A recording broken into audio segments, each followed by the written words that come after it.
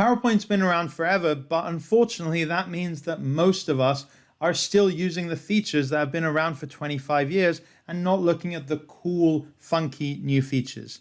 So I'm going to walk you through those. My name is Benaim and I have a YouTube channel and I also write blogs and do a lot of webinars about remote working technology, PowerPoint, Excel, etc. So I'm going to exit out of slideshow mode and then I'm going to go to a new slide and I'm going to insert a screen recording.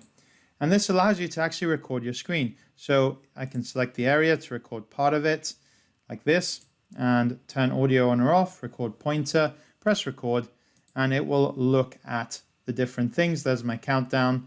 It will record my audio, my voice, and what I'm doing with my mouse. When I'm done, I can hover here, press pause, or also use the shortcut Windows Shift Q as it's prompting me to do. Once you've done, it points it in a slide like this. It will record my audio, my voice, and you can keep it in your PowerPoint, or more likely you'd want to right-click and save media as. Then it saves as an MP4 file wherever you like. I used to use this all the time when I started making my videos before I moved into Camtasia, which is a more advanced software. When participants are online, it's more important than ever to do an agenda that you can refer to partway through the presentation. And that's why I love this summary zoom feature. So the way it works is that you have just a regular slide, but with these objects. And if you want to jump straight to section 1, you can click on that, and then it goes straight like that. But equally, you can jump straight to section 3, auto plays a GIF video like that, or section 5, or absolutely in any order that you want. So how do we do that? So here I am in a presentation with some slides. What you do is the header of every section, it's good to have it sort of like this. So something with a distinct style. So this is number 1, this is number 2, etc., etc. And then you click just before your first section, go to Insert, Zoom, and Summary Zoom. Then you just click to select every single slide that is there. I find this works better with 6. It lays 6 out really well. I'll do a 7th one and show you what can go wrong. Yeah, so there you go. 7 doesn't look great, whereas you can click on this and delete it. The other thing that you can see is if it's not consistently done like that, it doesn't look that good. Delete that and 6 looks really good. This is, of course, a regular slide, so you can do absolutely anything you want. You can add icons or images or shapes or move things around. And then if you go to slideshow mode, Shift F5, you get that effectively working. You can click on there, run through the slides, and then when you're done, it takes you back here. It's great to go directly to the finish line, for example. And what Summary Zoom does is it allows you to go from a traditional slideshow, which is slide 1, then 2, then 3, then 4, to something that is non-linear. You can go from 1 to 2, or to 3, or to 4. Do you see that was using the More feature that I absolutely love? Really good for assessing the strategy if you're running out of time, or a table of content as well, like I've shown you here. Dans cette présentation, on peut parler en français et après ça va traduire ce qu'on dit dans une autre langue. Et si on ne sait pas exactement ce que ça va faire, ça va traduire mot par mot et après rechanger ce qui s'est passé plus tôt. Alors tu peux aller... That is an awesome new feature that you can do inside PowerPoint. So if you go to the slideshow tab, you click on always use subtitles, you have subtitle setting, which language do you speak in and which language does it translate to. Now the spoken language has about 16 languages and the subtitle languages has over 60. Unfortunately at this time, Khmer is not in either of them. So you can use a lot of languages here, including Vietnamese and Thai, but Khmer has not yet been featured. You also have other options for how you can choose where it is.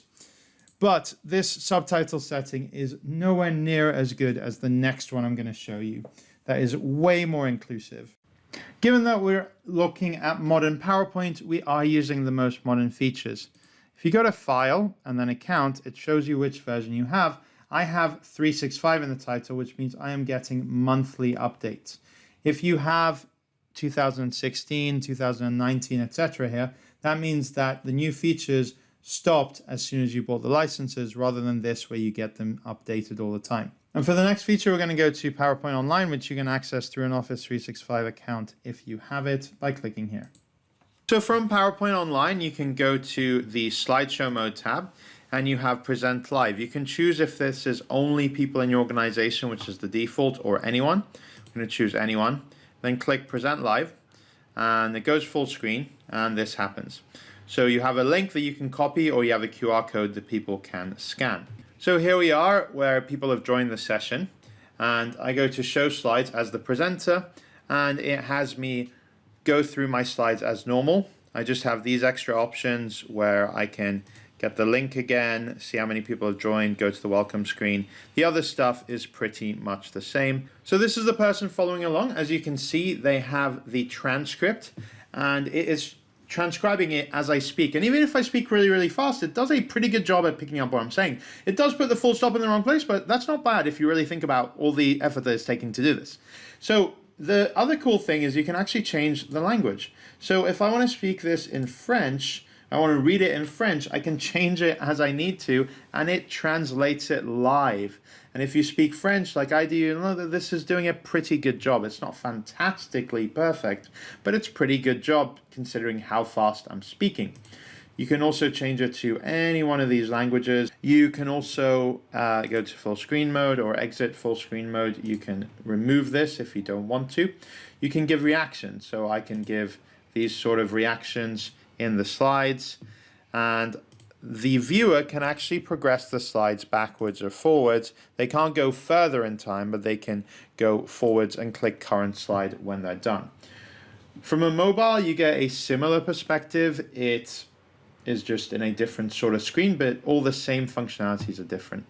And then you can, finally, you can give feedback by rating this presentation in different ways, and the presenter will get an email with comments and with all of these things. Back to the presenter's perspective. So this is how it looks. They can advance the slides, but they do also move, and people, when they react, they see them coming out like that. And if you end it, you can also end it this way. And then from the viewer's perspective, this is how it looks when it ends. And finally, this is the kind of email that you get when people give you feedback on it. So your presentation score, let's dig into the details. So all the other questions they ask, the top slides, how many reactions there were per slide and what to improve on. And it has slide design ideas and speaker skills here. Any comments that you get as well. You also have a link to the Microsoft Forms that is done through it, and all of those responses over here as well. Something that I find really useful when you are sharing a screen is the ability to zoom in and out like this. To do that, you just use the keyboard shortcut, Windows key and the plus button. Windows key and minus will zoom out. What that actually does is it opens up a program called Magnifier. And you can do it manually like this without the shortcuts, but I think the shortcuts are just great. There are other views as well, but I tend to get into those by accident. Just go to full screen and that is the best experience, and then minimize that to zoom in and out. Works on any application, including PowerPoint slides. Sometimes remote participants want to be able to tune in and out and do some other stuff on the side during presentations. So if you are going to share something that is going to be done without narrations, then I love using Sway. And the person viewing it can just scroll down. You can see it's animated. They can see before after shot with pictures, interactive.